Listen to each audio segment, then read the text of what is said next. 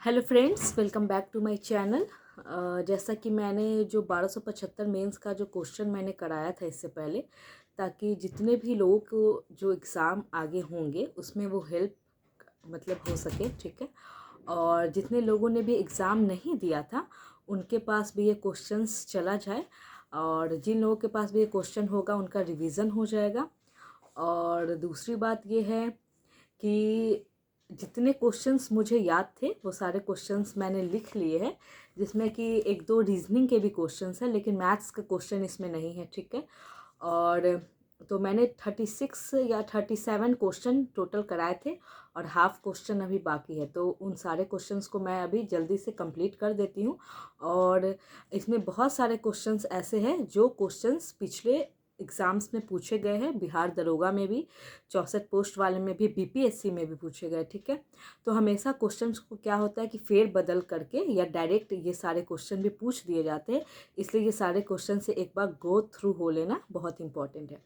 तो नेक्स्ट जो हमारा क्वेश्चन है उसमें था एक सही मिलान करना था, ठीक है, जिसमें 4 ऑप्शंस थे दोनों तरफ, जिसमें था एक भारत संघ, उसके जस्ट सामने था प्रधानमंत्री। आंसर क्या होगा मैं वो बता दे रही हूँ। ग्राम पंचायत तो इसका सरपंच होगा। राज्य में राज्यपाल होते हैं, और नगर निगम में क्या होते हैं, महापौर होते हैं, ठीक है। नेक्स्ट क्वेश्चन था कि जीआई टैग किस संस्था द्वारा प्रदान किया जाता है। तो जीआई टैग जो है वो वर्ल्ड ट्रेड ऑर्गेनाइजेशन द्वारा, डब्ल्यूटीओ द्वारा प्रदान किया जाता है। और वर्ल्ड ट्रेड ऑर्गेनाइजेशन की जो स्थापना है वो 1 जनवरी 1995 को की गई थी। और इसको हम पहले गैट के भी नाम से जानते थे, डब्ल्यूटीओ को, जिसका जो फुल फॉर्म है जनरल एग्रीमेंट और टैरिफ एंड ट्रेड्स होता है, ठीक है। और इसी का नाम परिवर्तित करके डब्ल्यूटीओ रखा गया। और आप लोगों में से जो लोग जानते हैं वो बताइएगा कि अभी भारत में किस राज्य को सबसे ज़्यादा जीआई टैग मिले हैं।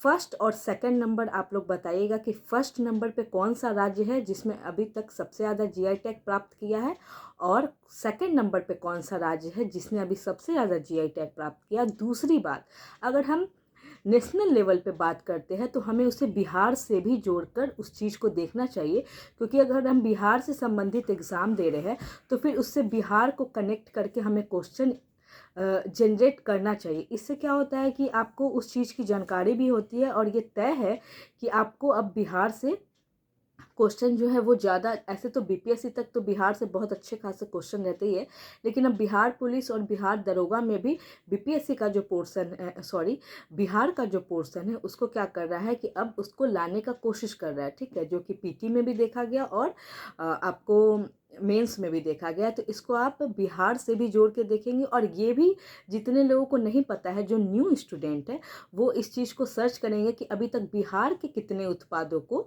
जीआई टैग प्राप्त हुआ है, और जिनको पता है कि अभी तक बिहार के 2024 तक में लेटेस्ट कितने उत्पादों को जीआई टैग मिल चुका, ये आप लोग मुझे कमेंट करके बताएंगे। और ये भी बताएंगे कि पूरे भारत में प्रथम अद्वितीय स्थान पे कौन सा राज्य आता है, ठीक है।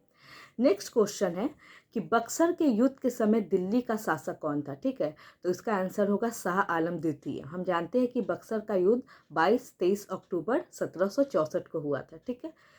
तीसरा क्वेश्चन है कि मुंगेर जिला से स्थलीय सीमा साझा नहीं करता है।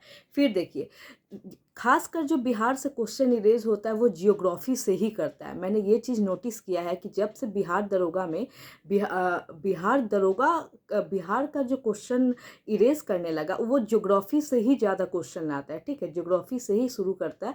तो अब यहाँ पे जो भी स्टूडेंट ये नहीं जानते होंगे कि जो बिहार का चौहद्दी नहीं जानते होंगे कि बिहार की जो सीमा है कौन कौन से राज्यों से, या उत्तरी सीमा अंतर्राष्ट्रीय रूप से नेपाल से साझा करती है, या उत्तरी बिहार का कौन कौन सा जिला है, दक्षिणी बिहार में जैसे आपका है कैमूर, रोहतास, औरंगाबाद, गया, नवादा, जमुई, ये सारी चीज़ें, ठीक है, मुंगेर है, फिर भागलपुर है, फिर से उत्तरी बिहार के जिला है। तो जब तक ये आपका पूरा बिहार का मैप आपको कॉन्सेप्ट क्लियर नहीं होगा तब तक आप ये नहीं जान सकते हो कि उत्तरी बिहार, दक्षिणी बिहार, पूर्वी बिहार और पश्चिमी बिहार के जिले कहाँ कहाँ किससे साझा होते हैं, किन किन जिलों से साझा होते हैं। तो उसमें एक ऑप्शन था मधेपुरा। मधेपुरा हम जानते हैं कि उत्तरी बिहार का एक जिला है, और जो हमारा मुंगेर है वो दक्षिणी बिहार का जिला है। तो इस तरीके से देखें तो मुंगेर जो है वो मधेपुरा से साझा अपनी सीमा को साझा नहीं करता है। ठीक है, नेक्स्ट क्वेश्चन था, ये तो जेन्यून था कि ये पूछेगा ही पूछेगा कि मरणोपरांत भारत रत्न अभी किसे दिया गया है। तो हमारे बिहार के जो पूर्व जो हमारे सीएम रह चुके हैं, ठीक है, कर्पूरी ठाकुर जी, उन्हें दिया गया है ये चीज़। ठीक है, एक था कोयना बांध। ठीक है, कोयना बांध महाराष्ट्र में पड़ता है। ठीक है, अगर जिन लोगों को भी ये क्वेश्चन नहीं याद हो, मैं एक ट्रिक बता देती हूँ। अगर आप लोग मूवी से जुड़े होंगे, अगर आप लोग मूवी देखते होंगे, तो एक एक्ट्रेस है जिनका नाम कोयना मित्रा है। ठीक है, तो आप कोयना मित्रा, क्योंकि सबसे ज़्यादा फिल्म इंडस्ट्री के लोग मुंबई में ही रहते हैं, महाराष्ट्र में ही रहते हैं, तो इससे भी, क्योंकि कोई कोई चीज़ें होती है कि आपको जब याद नहीं होता है, उसको रट्टा मारना पड़ता है, तो आप उसको किसी चीज़ से, अपने लाइफ से या जिससे भी आप जुड़े हो, उससे रिलेट करके पढ़ते हो। तो मैं भी इसी प्रकार से करती हूँ। बहुत सारे करेंट अफेयर्स के ऐसे क्वेश्चन हैं जो डायरेक्ट नहीं याद होते हैं, तो इसको मैं बहुत सारी चीज़ें से रिलेट करती हूँ। और मैं अगर सच पूछो तो ये जो क्वेश्चन है, मैं कोयना बांध जब मैंने याद किया था तो इससे ही रिलेट किया था कि इस नाम की एक अभिनेत्री है और ये महाराष्ट्र में है। तो कोयना बांध महाराष्ट्र में, इसे मैंने अभिनेत्री के नाम से ही याद किया था। ठीक है, क्योंकि बहुत सारी चीज़ें होती है जो आप कितना भी याद करो तो वो मिस हो जाता है। अगर इस तरीके से आप किसी चीज़ से रिलेट कर लोगे तो वो कभी भी आप भूलोगे नहीं। ठीक है, नेक्स्ट क्वेश्चन था कि अनुच्छेद 21 जो है वो किससे संबंधित है। तो अनुच्छेद 21 मुझे याद है 2019 के यूपीएससी के क्वेश्चंस जब मैं सॉल्व कर रही थी, हाँ 2019 के यूपीएससी के क्वेश्चन, तो उसमें एक क्वेश्चन था, वन लाइनर में ही था कि जो शादी करने की स्वतंत्रता है वो किस अनुच्छेद से जुड़ा है। मतलब अगर कोई आदमी किसी भी व्यक्ति से, अपने मनपसंद व्यक्ति से शादी करना चाहता है तो ये कौन से मौलिक अधिकार के अंतर्गत किस अनुच्छेद में आएगा। तो वहाँ पे ये मैंने गलत ऑप्शन मारा था, इसलिए मुझे ये क्वेश्चन अभी तक याद है। क्या होता है ना कि जब आप कोई सेट प्रैक्टिस करते हो और उसमें कोई आपका क्वेश्चन गलत हो जाता है तो आपको ज़िंदगी भर के लिए याद हो जाता है, और उसमें फंसाने के लिए स्टूडेंट को, और ख़ासकर ऐसे ऑप्शन डाले जाते हैं कि आप वहाँ पे क्या हो, कंफ्यूज हो। तो वहाँ पे एक ऑप्शन दिया था अनुच्छेद 25 से 28 और अनुच्छेद 21, और क्वेश्चन ये था कि अगर आप किसी भी धर्म में, किसी अलग धर्म में किसी व्यक्ति से शादी करना चाहते हो तो आप किस अनुच्छेद के अंतर्गत, ये आपका मौलिक अधिकार है। तो वहाँ पे मैंने गलती से अनुच्छेद 25 से 28 लगा दिया था क्वेश्चन बनाने समय, क्योंकि अनुच्छेद 25 में 28 तक क्या है, आपको धर्म की स्वतंत्रता दी गई है। लेकिन नहीं, ये जो आपका अनुच्छेद 21 है वो आपको प्राण एवं दैहिक स्वतंत्रता देता है। ठीक है, तो इसके अंतर्गत आता है कि आप किसी भी अपने मनपसंद के व्यक्ति से शादी कर सकते हो। इसलिए मुझे क्वेश्चन याद था तो मैंने आपको बता दिया। हो सकता है कभी क्वेश्चन आगे रिपीट रहे तो आप लोग जल्दबाजी में अनुच्छेद 25 से 28 न मारे, अनुच्छेद 21 में। ठीक है, जिसमें protection of life and personal liberty है। ठीक है, नेक्स्ट क्वेश्चन है कि पहाड़ों पे जो जल उबलता है वो किस ताप पे उबलता है। तो वो समुद्र तल जो होता है उससे कम ताप पे ही पहाड़ों पे जल उबलता है। ठीक है, फिर नेक्स्ट क्वेश्चन था कि आधुनिक भारत का प्रथम पुरुष। तो हम जानते हैं राजा राम मोहन राय जी को आधुनिक भारत का प्रथम पुरुष कहा जाता है। नेक्स्ट क्वेश्चन है कि पूंजीवादी अर्थव्यवस्था का मूल सिद्धांत क्या है। तो हम सब जानते हैं कि जो कंपटीशन है, प्रतिस्पर्धा, वो पूंजीवादी अर्थव्यवस्था का जो मूल सिद्धांत होता है, जो उसका बेस होता है, वो होता है। ठीक है, नेक्स्ट क्वेश्चन है कि दिलवाड़ा का जैन मंदिर किस पर्वत पे स्थित है। तो वो माउंट आबू पे स्थित है। ठीक है, मेजर ध्यानचंद खेल रत्न पुरस्कार प्राप्त खिलाड़ी का नाम था, जिसको चिराग चंद्रशेखर शेट्टी, ये जो खिलाड़ी का नाम है, इनका नाम आपको स्पीडी के करेंट अफेयर्स में है, और ये उस वहाँ पे साफ साफ लिखा है कि वो बैडमिंटन खेल से जुड़े हैं। और ये बिहार दरोगा का एक ट्रेंड बन चुका है, पीटी हो या मेंस, एक खिलाड़ी का नाम देगा और वो पूछेगा ही कि वो किस खेल से संबंधित है। ठीक है, 64 पोस्ट के भी पीटी में मुझे याद है कि एक खिलाड़ी वहाँ पे दिया था, और वो उस खिलाड़ी का नाम एकदम सुना हुआ नहीं था। ठीक है, और उनका जो नाम था थोड़ा, जो साजन प्रकाश है, एक खिलाड़ी जो तैराकी से जुड़े, आप लोग को पता होगा, तो उसी प्रकार से कोई नाम था, मुझे याद नहीं आ रहा है। तो वो लेकिन आपको संबंधित थे चेस से, तो मैंने वहाँ पे चेस लगाया था और वो आंसर सही हुआ था। ठीक है, तो आप लोग जितने भी लोग बिहार दरोगा की तैयारी कर रहे हैं, कम से कम स्पीडी बुक में, और जो आप लोग न्यूज़ देखते होंगे, न्यूज़पेपर पढ़ते होंगे, तो कम से कम जितने भी खिलाड़ी है, खासकर जो मेन खिलाड़ी है, उनका आप नाम याद कर लें। ठीक है, एक और 1275 के पीटी में ही मुझे याद है सेकंड शिफ्ट में एक आपको पूछा था, जो महिला खिलाड़ी जो हॉकी से संबंधित थी, उनका नाम पूछा था। ठीक है, तो ये सारी चीज़ें आप देख लेंगे कि खिलाड़ियों का नाम किस खेल से संबंधित है, ये आप याद रखेंगे। ठीक है। नेक्स्ट क्वेश्चन है आपका कि समाजवादी विचार किसे स्वीकार नहीं करता है। ठीक है, तो वो निजी संपत्ति को स्वीकार नहीं करता है, क्योंकि समाजवादी जो समाज होती है उसकी संकल्पना ही यही होती है कि सबको समाज में क्या हो, बराबर का हक दिया जाए, उनका जो ओहदा हो वो बराबर का हो। तो वहाँ पे निजी संपत्ति का, ठीक है, कोई कॉन्सेप्ट ही नहीं है। तो इस चीज़ को याद रखेंगे। समाजवाद का मतलब ही है कि सबको बराबर हर चीज़ मिले। ठीक है, चलिए। और नेक्स्ट क्वेश्चन था, ये तो कॉमन बेस क्वेश्चन था कि अपनी जाति में विवाह क्या कहलाता है। हम लोग हमेशा सुनते हैं इंटर कास्ट मैरिज। ठीक है, तो वो क्या होता है, इंटर कास्ट यानी कि दूसरे कास्ट में मैरिज करना, तो इसका अंतर विवाह होगा। ठीक है, अगर ये अंतर जातीय विवाह होता है तो वो दूसरे कास्ट में होता है। लेकिन ये पूछ रहा है कि अपने कास्ट में विवाह करना, इट मीन्स कि अंतर विवाह होगा। यहाँ पे हो सकता है कि बहुत लोग जल्दबाजी में अंतर जातीय विवाह लगाए होंगे, क्योंकि हमेशा से सुनने में आए दिन अंतर जातीय विवाह ही आता है। तो बहुत स्टूडेंट्स का गलत हुआ होगा। अगर आप लोग में से किसी का ये गलत हुआ हो जल्दबाजी में लगाने में, तो प्लीज़ आप लोग मुझे कमेंट करिएगा। ठीक है, मैं वही क्वेश्चन यहाँ पे ली हूँ जो क्वेश्चन मुझे ध्यान में है, और लगभग मुझे लगता है 70 से 75 क्वेश्चन मुझे पता था, और कुछ क्वेश्चन मैंने नेट के भी माध्यम से लिया है। तो और बाकी मैथ्स रीजनिंग मैंने इसमें शामिल नहीं किया है। तो जो भी क्वेश्चन है मैं आपको बता दे रही हूँ, ताकि आगे आने वाले एग्ज़ाम्स में हमें ये मदद करे। ठीक है, नेक्स्ट क्वेश्चन था कि भारत का इलेक्ट्रिक राजधानी कौन है, तो बेंगलुरु। ठीक है, ये याद रखें। फिर था मुगल काल में पूरे राज्य का जो वित्त व्यवस्था था उसको कौन संभालता था, तो उसको हम लोग दीवान बोलते थे। दीवान इस चीज़ को संभालता था। ठीक है, सैडल पीक हम जानते हैं कि जो हमारा अंडमान निकोबार वाला जो हिस्सा है, जैसे कि नॉर्थ अंडमान है, ठीक है, मिडिल अंडमान है, साउथ अंडमान है और लिटिल अंडमान है। तो इसमें जो सैडल पीक वाला हमारा हिस्सा आता है वो नॉर्थ अंडमान में आता है। ठीक है, आप इन चारों की श्रृंखला याद करिएगा।